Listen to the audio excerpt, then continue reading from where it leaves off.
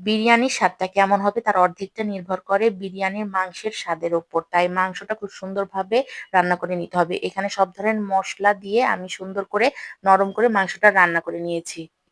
বিরিয়ানি কিন্তু ২ ভাবে রান্না করা যায়। একটা হচ্ছে চাল ভেজে আর একটা হচ্ছে চাল না ভেজে। কিন্তু আমি দেখেছি যে চালটা যদি তেলের সঙ্গে একটু এলাচ দিয়ে ভেজে নেই ভালো করে তাহলে টেস্টটা অনেক বেশি হয়।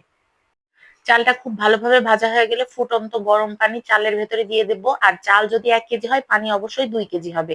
এই রেশিওতে রান্না করলে পোলাওটা একদম পারফেক্ট হবে। আর পোলাওটা যখন অর্ধেকটা পানি শুকিয়ে যাবে তখন এর ভেতরে বিরিয়ানির যে মাংসটা রান্না করে রেখেছিলাম সেটা দিয়ে দিতে হবে। পোলাওয়ে পানিটা বেশি থাকা অবস্থায় যদি আপনি মাংসটা দেন তাহলে মিশাতে অনেক সুবিধা হবে আর মাংসটার যে ঝোলটা আছে সেটা ভাতের সঙ্গে খুব সুন্দরভাবে মিশে যাবে।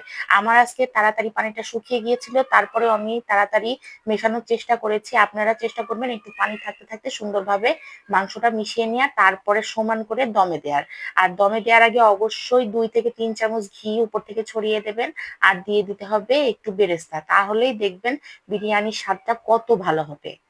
বিরিয়ানি দমে দিয়ে রাখলে কিন্তু স্বাদটা অনেক ভালো হয়। তাই একটা মোটা তাওয়ার উপরে হালকা জাল দিয়ে চুলার উপর বসিয়ে রাখবো ২০ থেকে ৩০ মিনিটের জন্য। তারপরে পরিবেশন করে নেব গরম গরম।